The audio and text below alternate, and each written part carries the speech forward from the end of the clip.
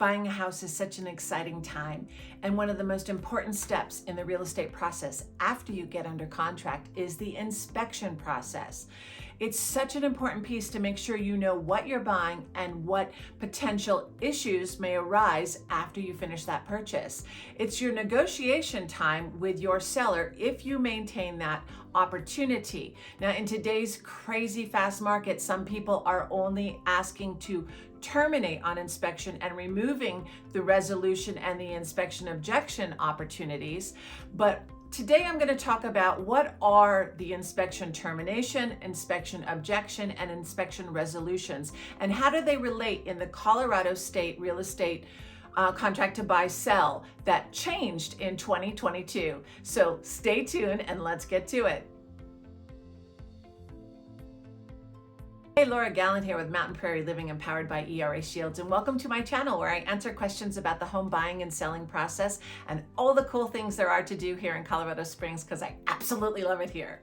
In today's video, we're going to talk about the inspection process. So this is the point where you've already gone under contract, so thank God you won and congratulations. And now you're moving on to inspect this property. It's a great time for you as the buyer to have a little bit more time in the house, because an inspection can take anywhere from 2 to 4 hours depending on the size of the home.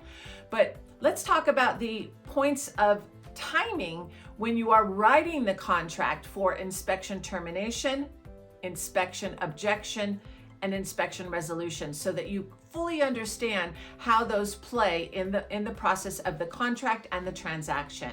So let's take it from the standpoint of a seller is selling a home as is, and perhaps the listing agent actually countered your offer and said, hey, this property is being sold as is. The seller is not going to do anything on the property. They're not even going to look at an inspection objection, and therefore not do an inspection resolution, and removes those from the offer and says, hey, if you'd like to change this offer or we're countering the offer to say just the inspection termination is your option. That means that you as a buyer have a right to bring in an inspector, do a full inspection. That could be any kind of inspection. It could be the methamphetamine, it can be a lead-based paint, it can be a structural engineer, it could be the full house inspection. It is your opportunity to go through that house and check it out and break it down and see, is this property something that I can accept and deal with as is? If it's not, then that inspection termination date is your opportunity to say, you know what, there's just too much that needs to be done. I'm going to terminate the contract based on my inspection information. So in a typical scenario, you may write an offer and you have the inspection termination deadline, you have the inspection objection deadline, and you have an inspection resolution deadline. And it doesn't matter if you said somewhere in the additional provisions that you're going to only ask for health and safety, or whatever the terminology your real estate professional uses. You still have the opportunity, but here's what you need to clearly understand. The inspection termination and the inspection objection are options. You choose one or the other. So if you're the buyer and you look at the property, you do a full inspection and it's just too much for you, then you terminate. You're done. Contract's over. If you choose to ask for things through an inspection objection, the minute you submit the inspection objection, your right to terminate on inspection on the buyer's side is gone.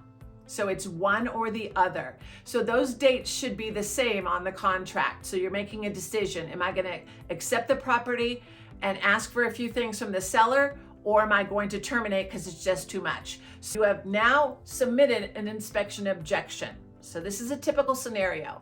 At that point, you have no more ability to terminate on inspection. What you can do though is wait. So your seller now has an inspection resolution deadline. It's typically a few days after the inspection objection deadline to respond to your objections. Now the seller could do a few things. They could just come back and say, I'm doing nothing. You can take the property as is. And you can decide at that point, you can say, you know what, I don't want to accept the property as is. And at the inspection resolution deadline, the time of that deadline If there's not an agreement, the inspection objection is still in play but has not had a resolution to it, and the buyer and seller have not come to agreement, that contract dies. Now, as a buyer, you have one option. If you want to remove your inspection objection, saying that you're going to withdraw it, that's that second signing line on that document, and you withdraw your inspection objection, then the contract continues. Okay, but if nothing is done and that inspection objection is sitting out there, the seller sends a resolution that says it's as is and you don't do anything, or they send no resolution at all and there's no agreement, then that contract dies at that point. Say you send an inspection objection and the seller comes back with an inspection resolution, it may not be everything on your list, and so you make a decision. Are you willing to accept the few items that they're going to do and take care of the other items on your own? And if that's agreeable to you, then you would sign that inspection resolution and the transaction moves forward. So it's really important to understand these 3 dates and these 3 opportunities from the buyer and the seller standpoint on the inspection. So you don't have to just take a house as is. You can make a decision. If you sent an objection and you don't like the resolution, then just wait for the resolution deadline and it will automatically die. If you want to move forward and you just can't come to an agreement, you could send an earnest money release form to the seller and say, hey, we can't come to an agreement. I'm willing to let you get that property back on the market sooner than waiting for that date. You can do that. But really, those are your choices. But I think the most important thing to understand is the minute you send an inspection objection, you no longer have the right as a buyer to terminate on inspection. You must now wait for the response from the seller. I hope this information is of value to you. If you'd like to know more about the real estate process and getting into that process of inspections and choosing an inspector, then just subscribe to my channel. I do a lot of videos on that, so check out this video next. I'm so glad you're here and that you're learning about the real estate process. If you're out there house hunting, I wish you all the best. Thanks for watching. Like and subscribe and share it with a friend. And if you have any questions, then feel free to reach out to me. My contact information is below. Have a wonderful day.